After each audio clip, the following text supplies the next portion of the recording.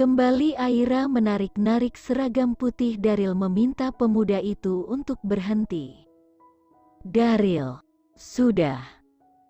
Seru Daryl sambil memegang ponsel di telinga.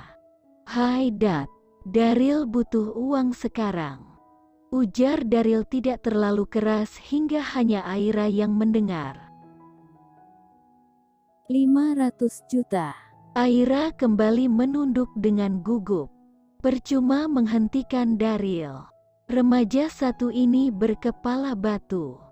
Dia sudah berusaha menyiapkan diri dibawa ke kantor polisi. Tapi tetap saja, hal itu sangat mengerikan bagi Aira. "Baiklah, Dad, akan Daryl kirim nomor rekeningnya. Jangan lupa kabari kalau Dedi sudah mentransfer. Sampai jumpa di rumah."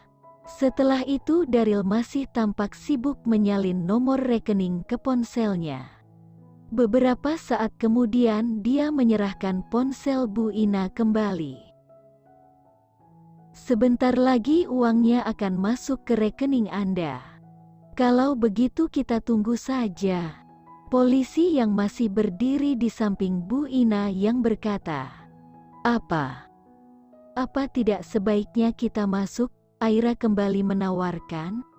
Sungguh dia merasa sangat tidak nyaman, lebih tepatnya malu, karena menjadi pusat perhatian tetangganya. Masuk kemana?" tanya Bu Ina dengan galak. "Begitu aku menerima uang itu, kau harus segera angkat kaki dari sini." Daryl mulai geram, karena Bu Ina sedari tadi terus membentak-bentak Aira. "Nyonya, tolong, kita di sini sedang berusaha menyelesaikan masalah baik-baik. Jadi jangan membuat keruh keadaan dengan ucapan Anda." Dia. Polisi di samping Bu Ina memegang tangannya. "Dia benar. Lagi pula Mbak sudah cukup mengungkapkan kekesalan. Kita tunggu saja uangnya agar masalah ini cepat selesai." Daryl memperhatikan interaksi kedua orang itu sambil bersandar di motornya. "Apa mereka memiliki hubungan?" tanya Daryl sambil mengedikkan kepala ke arah Bu Ina dan polisi itu. "Polisi itu adik sepupunya," Aira menjelaskan. "Pantas saja berani bawa-bawa polisi segala," cemooh Daryl. Aira mengabaikan komentar Daryl karena ada sesuatu yang lebih penting. "Daryl, aku sudah percaya kau kaya. Tapi sebelum terlambat, jangan libatkan dirimu terlalu jauh dalam masalahku.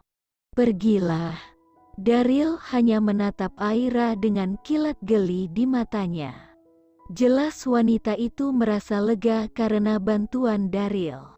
Tapi masih saja dia tidak mau mengakuinya. Dek. Daryl tersenyum. Setelah mengetahui apa penyebab debar aneh di jantungnya, Daryl tidak lagi merasa tak nyaman. Namun penasaran itu masih ada. Apa alasan dirinya dan Aira terhubung? Mengapa baru sekarang? "Daryl, kenapa kau malah tersenyum?" Aira mendesah. "Ya, mungkin bagimu hal semacam ini terdengar lucu. Tapi kenyataan yang baru disadari Aira membuat panik kembali menguasainya. Mengalahkan perasaan lega yang baru hinggap. "Kenapa?" tanya Daryl penasaran akan perubahan perasaan Aira yang juga dirasakan Daryl. Seandainya Aira tahu, bukankah ini impian semua wanita? Berharap seseorang mengerti perasaannya tanpa perlu ia yang mengungkapkan. "Kau juga melibatkan orang tuamu," ujar Aira dengan suara lemah.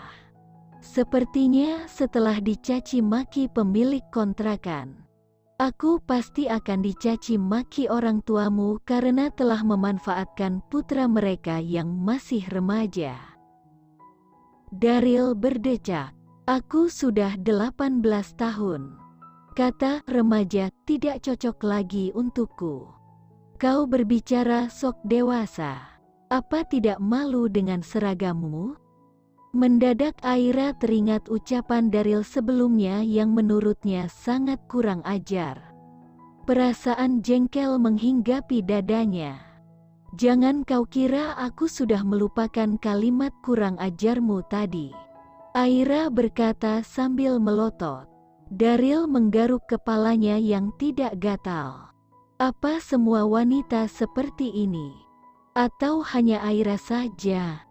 Perasaan mereka berubah-ubah dengan cepat, namun perasaan sebelumnya masih bertahan. Jadilah semua perasaan itu menjadi satu dan saling campur aduk seperti benang kusut. Daryl, kau dengar aku tidak? Iya. Iya. Jawab Daryl. Ada apa ini, Bu? Daryl dan Aira menoleh dan mendapati seorang bapak yang tampak seumuran Bu Ina mendatangi Bu Ina dan para polisi yang terlibat percakapan. Ibu cuma sedang menagih uang kita. Ya, kalau kita tidak bersikap tegas, dia akan terus meremehkan dan akhirnya tidak pernah mau membayar hutang. Bapak itu terlihat marah. Kita tidak sedang membutuhkan uang itu, Bu. Lagi pula kalau orang sudah tidak punya uang, diancam akan dibunuh pun dia tetap tidak akan bayar. Asal ayah tahu, dia langsung membayar saat melihat polisi ada di sini. Berarti dia memang punya uang, kan? Kemarahan Daryl memuncak. Bu Ina sengaja membuat Aira terkesan menghindar membayar hutang bukan karena tidak punya uang, melainkan karena menyimpan uangnya. Nyonya, perkataan Anda sangat tidak pantas untuk diucapkan oleh wanita terhormat. Semua orang di sini saksinya bahwa Aira benar-benar tidak bisa membayar. Kalau bukan karena ada saya di sini, mungkin Aira sekarang sudah dibawa ke penjara. Daryl bukannya memuji dirinya sendiri, atau sedang berusaha membuat Aira merasa berhutang budi. Jelas dia mengatakan itu untuk menunjukkan situasi sebenarnya pada suami Bu Ina. Dan Aira sadar betul akan hal itu. Derer tete. Ponsel Daryl bergetar sebelum ada seorang pun yang menimpali pernyataannya. Dia membuka pesan lalu membacanya sekilas. Uang Anda sudah ditransfer. Silahkan pastikan sendiri. Bu Ina terlihat menghubungi seseorang. Mungkin putrinya yang tadi ia hubungi.